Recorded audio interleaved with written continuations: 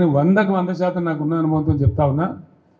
మనం ఏం పెద్ద గొడవలు బట్టి కొట్టేది లేదు, గడపలు బట్టి తవ్వేది లేదు. పార్టీని పెట్టుకొని ఉంటే చాలు, టార్చ్ లైట్లు పెట్టుకొని ఉరికెత్తారు మళ్ళీ మన దగ్గరికి. ఎక్కడికి పోతారా నాయన అని ఆటోమేటిక్గా జరుగుతుంది. ఇవాళ రేపు ప్రజలు మునుపటి లెక్క గొర్రెల లెక్క లేరు. వీళ్ళన్నీ తీసేస్తున్నారు. యాదవుల గొర్రెలు తీసేస్తున్నారు. వాళ్ళు డిపాజిట్ కట్టలు డబ్బులు వాపసిస్తున్నారు. చేప పిల్లలు బంద్ పెట్టిండ్రు, ఫీజు రియంబర్స్మెంట్ బంద్ పెట్టిండ్రు. ఎన్ని రోజులు ఒప్పుకోడతారు ప్రజలు? వాళ్ళు చూస్తారు, టైం దాకా చూస్తారు.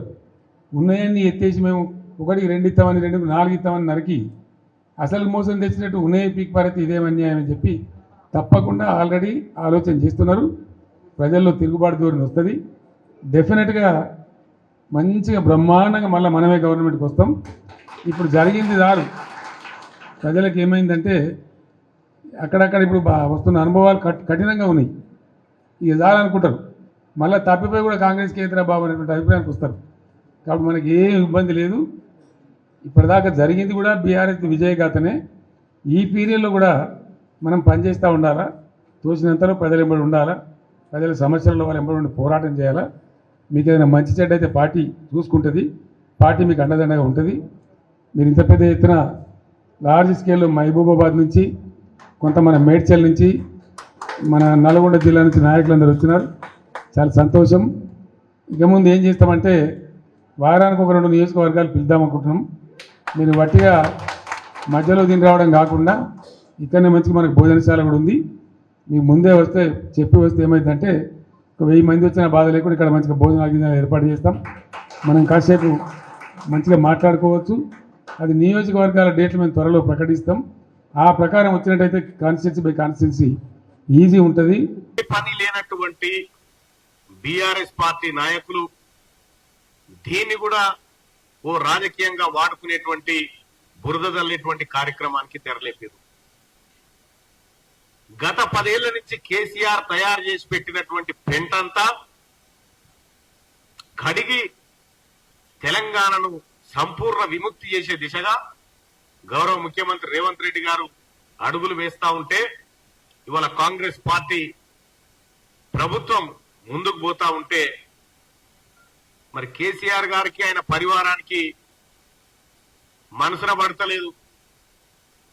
అయ్యో ఉంటే మా లెక్క ఉండాలి కదా, మా లెక్కనే ప్రజల్ని మభ్యపెట్టాలి కదా అనేటువంటి ఉద్దేశంతో ఇవాళ బీఆర్ఎస్ పార్టీ నాయకులు వ్యవహరిస్తా ఉన్నారు.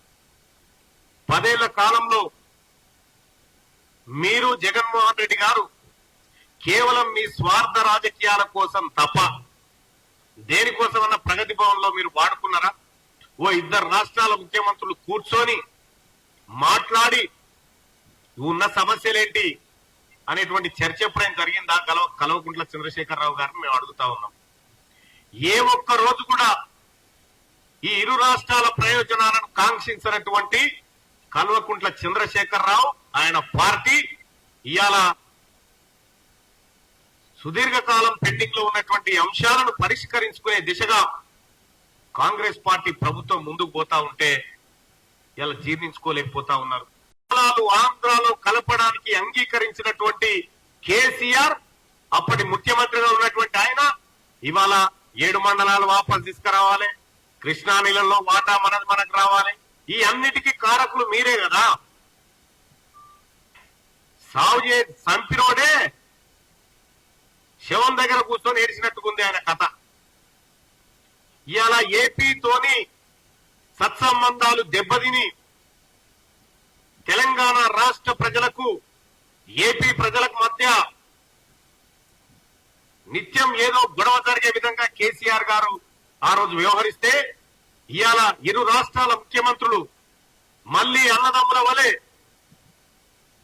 ఈ 2 రాష్ట్రాల ప్రజలు విడిపోయినప్పటికీ, భూభాగాలు విడిపోయినప్పటికీ కలిసిమెలిసి ఉండి అందరం ఒక తల్లి పిల్లలుగా ఉండాలని చూసుకుంటా ఉంటే ఇలా నేను అడుగుతా ఉన్నా, కాంగ్రెస్ పార్టీ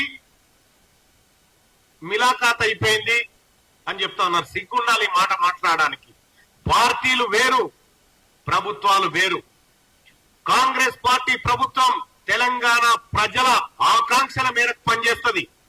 తెలంగాణ ప్రయోజనాల కోసం పనిచేస్తుంది. కానీ కేసీఆర్ గారు మీరు ముఖ్యమంత్రిగా ఉన్నటువంటి సందర్భంలో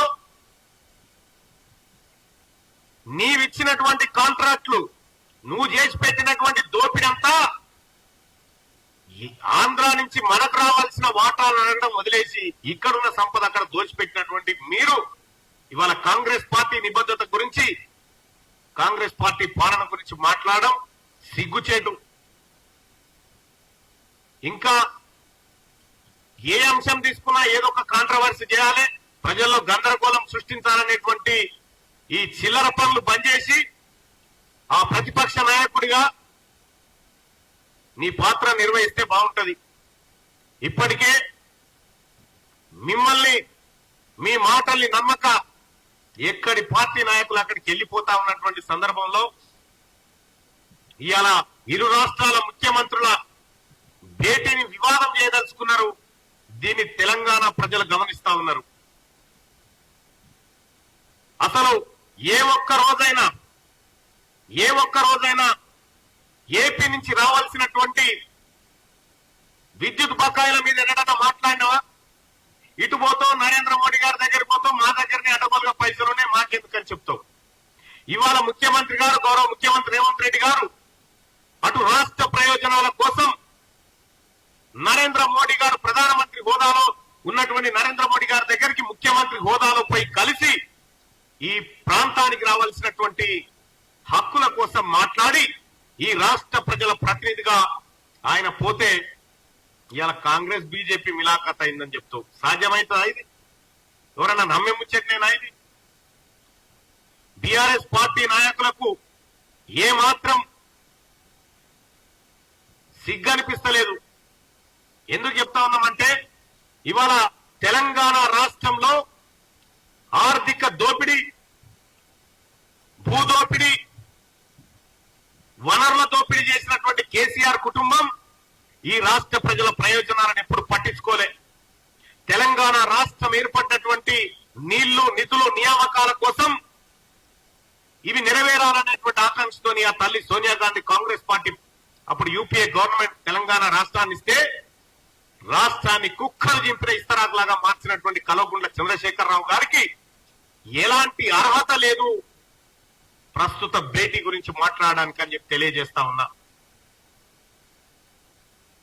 కనీసం ఈ భేటీని స్వాగతించాల్సింది పోయి విమర్శలకు దిగుతున్నటువంటి బీఆర్ఎస్ పార్టీ, మీ పార్టీ ఆయుసే దినదిన గండం మూరేళ్ల ఆయుసు, పెద్ద మనుగడలో ఉండే పరిస్థితిలో లేదు. ఇవాళ తెలంగాణ ప్రజలు హర్షిస్తా ఉన్నారు, ఇరు రాష్ట్రాల తెలుగు ప్రజలు గర్వపడతా ఉన్నారు. ఇరు రాష్ట్రాల ముఖ్యమంత్రులు అన్నదమ్ముల వలె కూర్చొని సమస్యలు పరిష్కరించుకోవడానికి ముందుకొచ్చినటువంటి సందర్భంలో ప్రజలంతా సంతోషపడతా ఉన్నారు. కాబట్టి మేము ఒక విషయం చెప్పదలుచుకున్నాం కేసీఆర్ గారికి, ఆయన పరివారానికి అందరికీ.